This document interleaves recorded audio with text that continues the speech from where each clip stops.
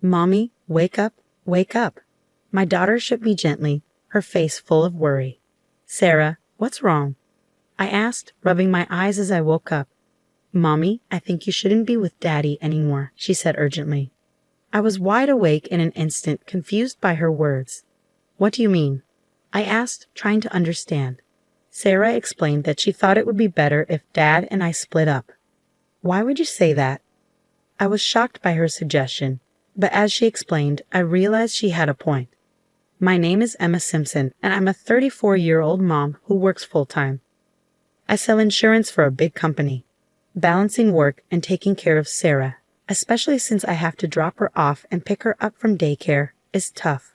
I have to finish all my work between 9 o'clock a.m. and 5 o'clock p.m. I've been doing this job since before I got married, and now more than 10 years have flown by.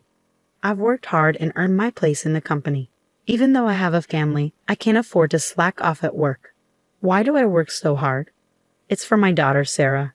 She just turned 5, and she's such a bright kid. Sometimes I'm amazed by how mature she is for her age. My husband and I want to give Sarah all kinds of experiences and lessons, but in today's world, everything costs money. So for Sarah's future, I need to work hard to earn as much as I can. I push myself every day just in case something unexpected happens. Some people might say, you don't need to work so hard. Doesn't your husband earn enough? Well, yes, he does work. But here's the thing. My husband's job isn't very stable. He works for a company that hasn't been doing well lately, so his salary keeps getting smaller. Right now, it's only about a third of what I make. It's hard to rely on him for money. The other night, after Sarah went to bed, my husband came to me nervously. Emma, can I borrow some money? He asked. What for? I haven't even got this month's paycheck yet, I replied. I promise I'll pay it all back next month. I had a few drinking parties and some other expenses. I'm short on cash, Keek explained. Wait, you spent your entire salary on yourself? I can't believe it, I said, surprised. I'm sorry, but I couldn't say no. Lately this has been Keith's behavior. He always finds an excuse not to give me the agreed living expenses and even asks me for money. He usually says it's for drinking parties or to help his parents. I can't be sure if he's really spending money for those reasons, but I've stopped confronting him about it. It seems like he always relies on my money. What would he do if I didn't lend it to him? Remembering our past talks, Keith mentioned he finds it hard to save money and his bank account is almost empty. That means if he needs cash, he has to borrow it from somewhere, possibly getting into debt. With a 5-year-old daughter, I don't want her to grow up thinking her dad is bad with money, so I usually end up lending him money. Okay, how about $200? You're a lifesaver, Emma. I promise I'll pay you back everything next month, Keith said gratefully. You always say that, but you've never actually paid me back, have you?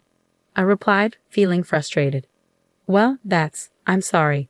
But this time, I'll definitely pay you back, and I'll stop going to drinking parties, Keith promised. You better think it through. Our priority is Sarah, I reminded him. I know, Keith said, sounding remorseful. I couldn't help but wonder if Keith truly understood the seriousness of our situation. Doubting him made me feel awful, but sometimes it was hard not to. I let out a deep sigh, feeling conflicted. I support Keith so much not just because he's my husband, but because he's an amazing dad to Sarah. Every weekend he makes sure to spend quality time with her. One morning, Keith suggested, Emma, I'll take care of Sarah today. Why don't you go out and relax? But I have so much to do at home, I replied. Don't worry about it. We can order lunch and tidy up together. I'll handle what I can, Keith insisted. Really? Sarah, still half asleep, smiled. Can you wait, Sarah? It'll be just you and Daddy playing, I said to her. Rubbing her eyes, Sarah hugged me and said, I'm fine with that, Mommy. Okay then, maybe I'll go shopping for a bit, I said, feeling a bit relieved. Yay. But don't forget to get me something too, Sarah exclaimed. I'll bring back your favorite bread, I promised. Yay, thank you, Mommy. Sarah cheered, her face lighting up with joy. Sarah, at just 5 years old, behaves surprisingly well. Of course, I wouldn't leave her alone at home. Even though I felt a bit nervous about leaving her with my husband, just in case, I left a note in Sarah's bag with my phone number on it. I always remind her, call me if anything happens. Everything will be okay. That day, I went shopping by myself for the first time in a while. But even after browsing the department store, I couldn't find anything I really wanted. So instead of buying something for myself, I picked out some clothes I thought Sarah would like and got her favorite chocolate croissant. "I'm home," I announced as I opened the door. Sarah came running to me with a big smile. "Mommy, welcome back.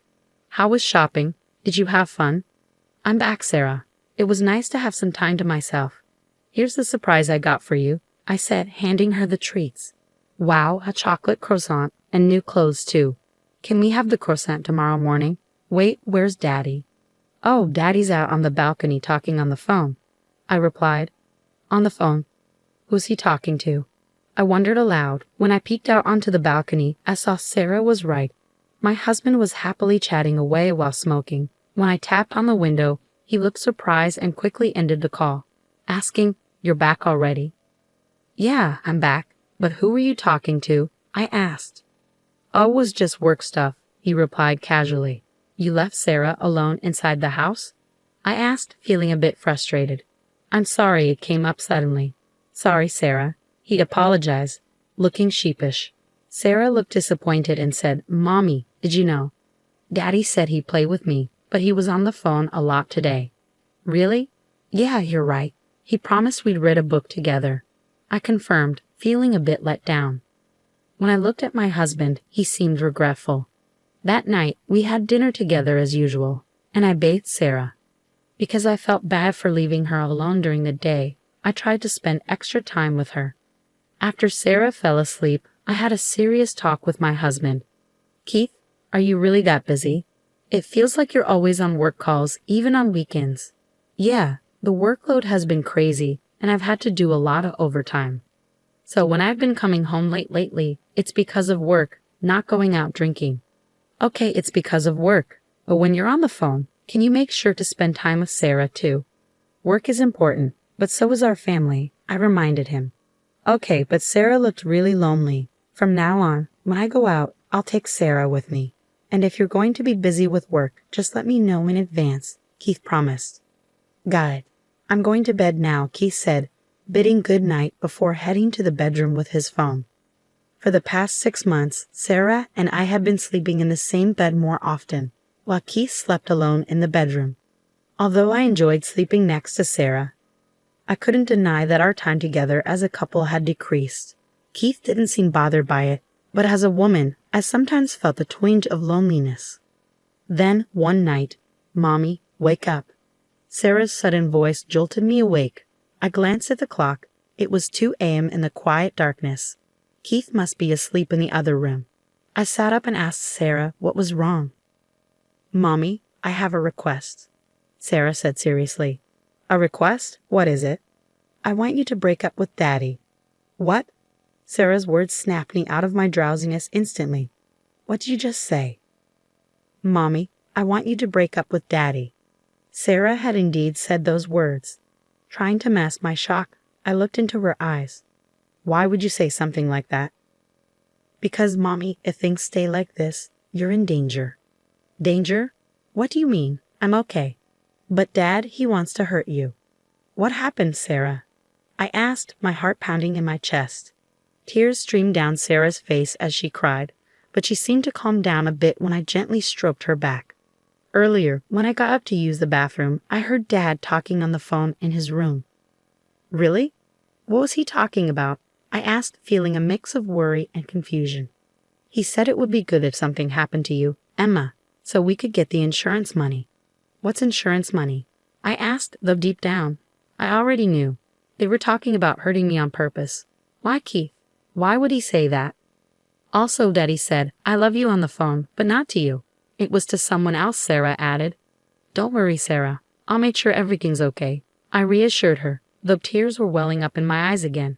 My daughter, so young yet so perceptive. She must have sensed something was wrong.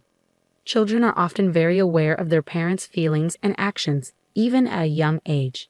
Despite her tender years, Sarah must be worried about my safety. At that moment, tears of gratitude and anger mixed in my eyes. Gratitude towards Sarah for her bravery and concern, and anger and sadness towards Keith for his actions. my little girl trying so hard to protect me. Now that she's spoken up, it's time for me to take action too. I have to do something about this situation myself. Looking at Sarah, I began to speak slowly. Sarah, I need to talk about something very important. Can you listen carefully? I'm listening, Mommy. And if what you said earlier is true, then you can't stay with Daddy anymore, right? That's right. I'm considering leaving this house. What do you think, Sarah? Sarah paused for a moment, thinking deeply, but then she looked at me with determination and replied, I want to stay with you, Mommy. Are you sure about leaving? Yes, I'm sure. I can't be without you. Thank you, Sarah. Let's go. Okay. I instructed her to quietly and quickly gather her things. Sarah began to pack her backpack, being careful not to make any noise to alert her father. I hadn't realized how mature and responsible she had become. Touched by her growth, I too prepared to leave, leaving my wedding ring on the living room table. Together, we left the house. It was still dark outside when we arrived at my parents' house and rang the doorbell at 5:00 a.m. My mother, looking sleepy, answered the door. Emma and Sarah, too. What brings you here so early? I'm sorry for dropping in like this, Mom. Can we stay here for a while? Of course, dear. But what's going on? There's something you need to talk about. After my mother showed me to the living room, she put Sarah to bed in the adjacent room. Sarah looked exhausted and quickly drifted off to sleep. A comforting cup of tea sat on the table in front of me, courtesy of my mother. Taking a sip, I gathered my thoughts and began to speak. It seems Keith is planning something involving me, possibly an accident. I said, the words heavy on my tongue. My parents were stunned into silence. My father, trying to maintain his composure, asked, What do you mean? Why would Keith do such a thing? Sarah overheard Keith talking on the phone. He told the person he loved her. I suspect he's having an affair. That's unbelievable. An affair? But Sarah only heard the call. How can you be sure? My father's disbelief was evident in his tone. I brought Keith's tablet. If we look into it, things might become clearer, I said, pulling out the tablet from my bag. Since Keith wasn't likely using his phone to communicate with his lover, he must have been using this tablet instead. When I opened it, I found that it wasn't locked. As I cautiously scrolled through the screen, my suspicions were confirmed when I opened the email app. There were numerous exchanges with a woman I didn't recognize. This, my mother pointed at the screen, appears to be a detailed plan to cause an accident involving you. I quickly snapped photos of the emails as solid evidence and printed out the conversation for future reference. Just then, my cell phone rang from inside my bag. Glancing at the screen, I saw it was a call from Keith. With determination, I answered the call and switched to speaker mode. Hello, what's up, Emma? Where are you? I woke up and no one was in the house. I'm worried, Keith's voice came through. Is that all you have to say? Really? What do you mean? I'm worried about the two of you, I retorted, my voice trembling with anger. How dare you say that? Are you planning to get me caught in an accident? Keith's response was swift, his tone defensive. What? Why would you say that? Keith's voice over the phone sounded shaken. He must have been shocked to realize that I knew about the secret plan he had been hiding. He probably used a call of his mistress while I was asleep. Now that he knew I was aware of everything, he must be completely confused. And he probably hasn't realized yet that I have a reliable ally in Sarah. I heard it from Sarah. You planned to cause an accident so you could get insurance money, Sarah interjected. That's not true. It can't be, Keith denied vehemently. And what can't be true? Sarah told me about your conversations with your mistress. I know about your plan to harm me and claim the insurance money, I said firmly. Why would she say that? Keith's protest sounded feeble, confirming my suspicions about both the affair and the accident plan. Ah, Keith seemed at a loss for words, inadvertently admitting the truth. His guilt was undeniable. I never thought you could stoop so low. I'll raise Sarah properly. Why don't you go live happily with your mistress? I never want anything to do with someone like you again. Remember this. I'll never forgive this betrayal. I couldn't help but raise my voice in anger as I spoke to Keith. Without waiting for his response, I hung up the phone. It seems I woke up my daughter with my raised voice, I said, noticing Sarah standing in the doorway. Mommy, are you okay? Sarah asked, her voice filled with concern. Sorry, Sarah. Did I wake you up? I asked, feeling guilty. No, don't worry about it. What happened with Daddy? Sarah's concern was evident in her voice. It's okay now. You don't have to worry anymore. I reassured her. Really? Are we safe? Can we always be together? Sarah's eyes were filled with hope. I nodded and smiled at my daughter's bright eyes. Then I hugged Sarah tightly, comforting her. Soon after, I made the decision to divorce Keith. Through my lawyer, I successfully claimed a significant amount in child support. Although Keith's actions could have warranted police intervention, I didn't want to cause any more disruption for Sarah's sake. I completely cut ties with Keith and left the legal matters to my lawyer. I later heard that Keith was abandoned by both his parents and his mistress shortly afterward. Now he struggles to pay child support and settle property division. On the other hand, Sarah and I started a new life in a new house. Sarah adjusted well to her new nursery school and seemed to enjoy every day. While there may be challenges ahead for us, I believe that with Sarah by my side, we can overcome anything. She is my absolute partner, and together we can face whatever comes our way.